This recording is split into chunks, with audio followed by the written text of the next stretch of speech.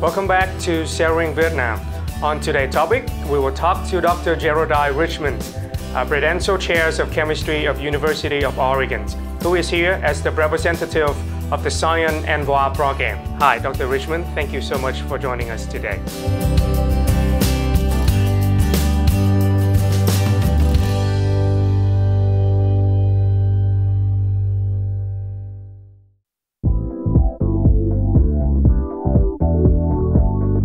According to the UNESCO statistics announced in 2014, Vietnam science and technology development is going on its way.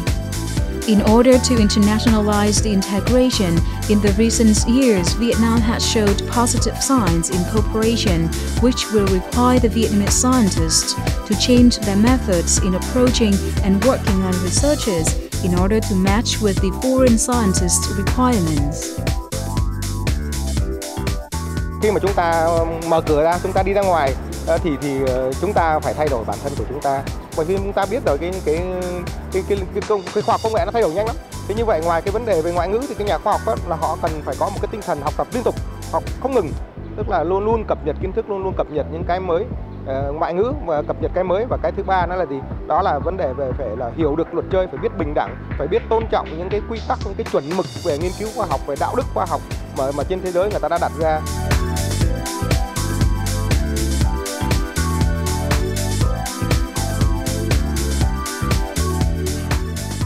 The University of Science, member of the Ho Chi Minh City Vietnam National University, is the representative of Vietnam National University to cooperate with UCLA, which is one of the top universities of America in health technology segment, especially in the cancer research.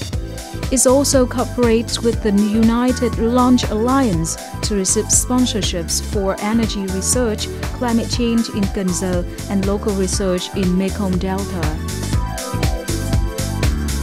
Well, science and technology are really important, and cooperating increases worldwide economic growth and also allows us to create innovative solutions to our shared global challenges.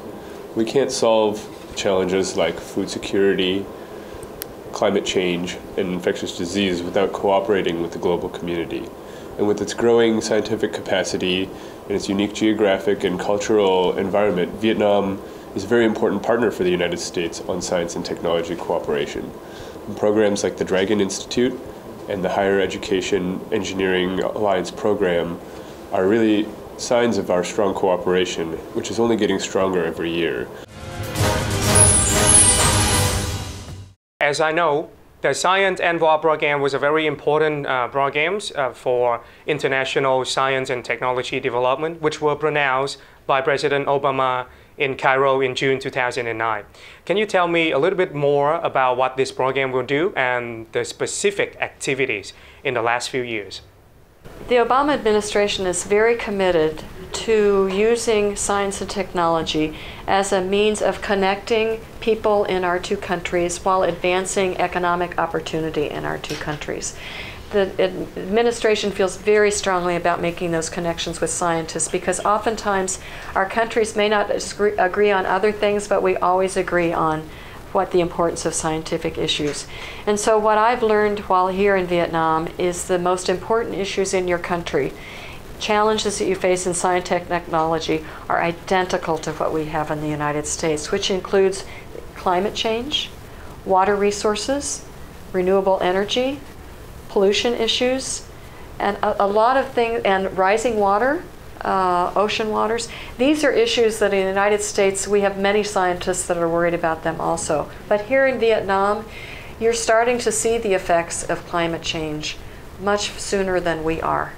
And so by working with your country, we can help you on these issues, and you can also help us because you are the laboratory for us to understand a lot of these issues.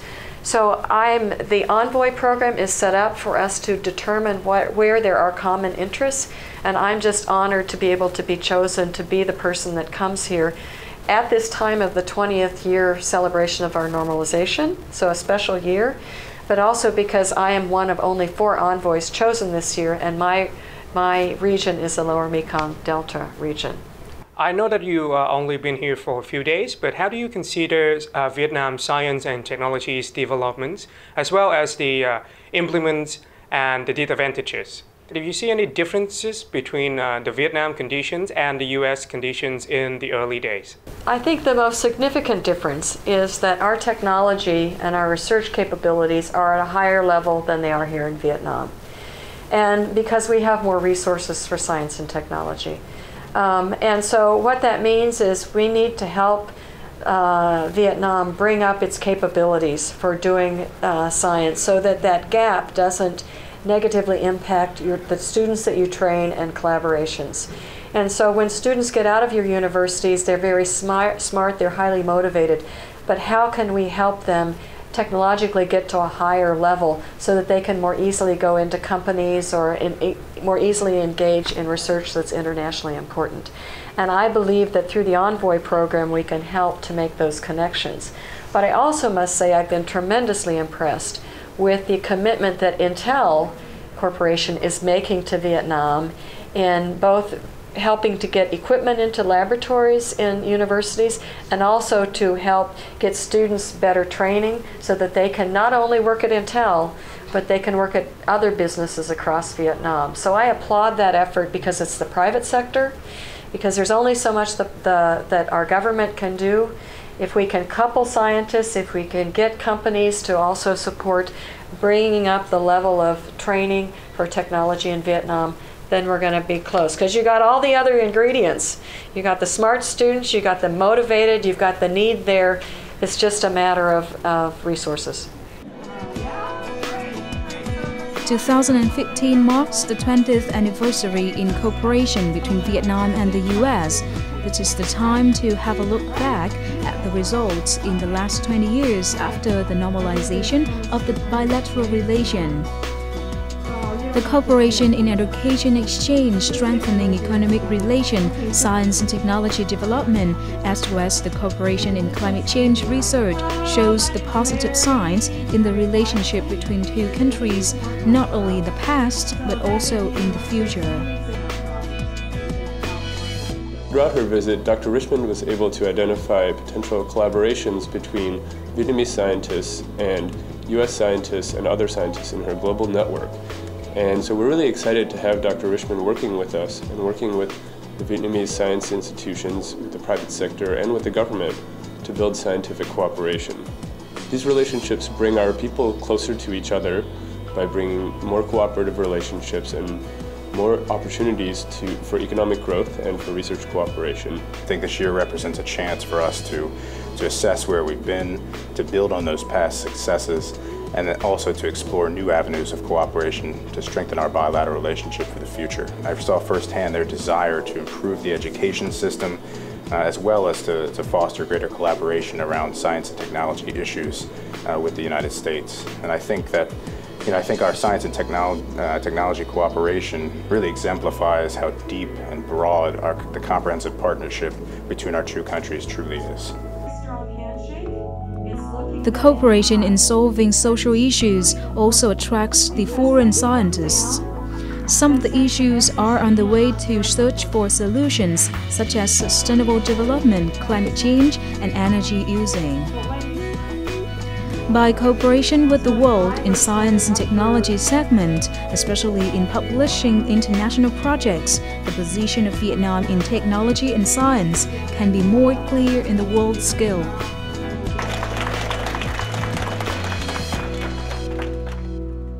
In order to support President Obama's initiative to strengthen the U.S.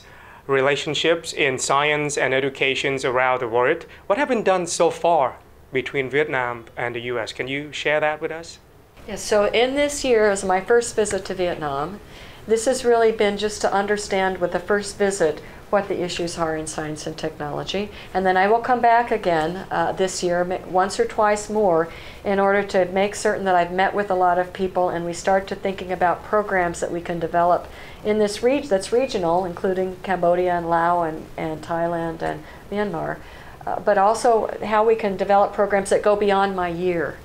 So the idea is in this year I do my data, I get my research, I meet people, with the idea that then I can go back to the White House, I can go back to the State Department and tell them what I think the best ideas are for us to move forward in programs for the next 4 or 5 years. All right. So would you like to share with us that in the near future, what would be done to strengthen the cooperations in science and technologies between the US and Vietnam? And personally, what do you think that should change that is result from these cooperations? I think that there just needs to be very strong connections between scientists in the US and Vietnam so that we have exchange of students, we have exchange of scientists, so scientists come over here to study, students come over here to study, and vice versa. Now, I do know of a number of programs in the United States where that is working, but it's not enough. It's really not enough. And I think part of the problem is because many people in the United States, many scientists in the United States, don't appreciate the talent that you have in Vietnam. So if we can somehow shine a big light on Vietnam for people in the United States to understand what incredible talent there is here and opportunity for working together, I hope that we can get further either with our Facebook pages or however we do it. And as my incoming president of the American Association for the Advancement of Science, I hope to be able to lead that organization to couple more successfully with Vietnam also, in addition to the Envoy program.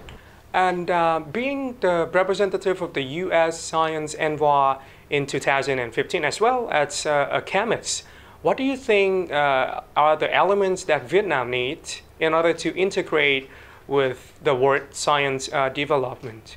What do you think that Vietnamese scientists need? Can you share with them? What do you think that should be changed, and what do they need in order to adapt to this new situation?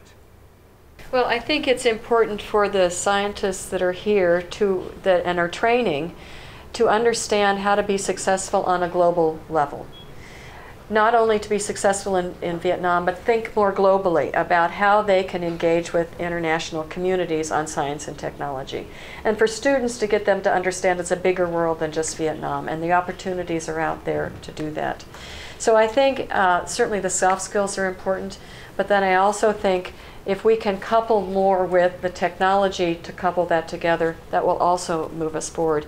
I think your universities are very primed to make advances in both helping students to bridge that gap between what their training is in a university and then going off to work in the public sector. But there's going to be some cultural changes that are going to have to happen in your universities. And that is that people are going to have to accept the fact that some research professors are going to have to teach less so they can have more time to do research, and that research is valued. And that's a big shift to have to make in some countries. It's not just Vietnam. Many other countries that are trying to raise their research capabilities is that you can't just lump research on top of a very heavy teaching responsibilities. And I've seen some really great examples of several universities here at Vietnam that really get that really understand that you have to change the culture. Some of your faculty can teach a lot and not do much research, but those that want to do research and engage students in research need to have the time and the resources in order to do that. And so if there's any, from a citizen perspective, from my life as a scientist, that's the one thing that I see really needs to be thought of very carefully. Thank you, Dr. Richmond, for joining us today. Thank you for sharing and all the information that you share with us today. Great, Dr. thank Richmond. you. Thank you, everybody, for watching, and I'll see you in the next episode of Sharing Vietnam.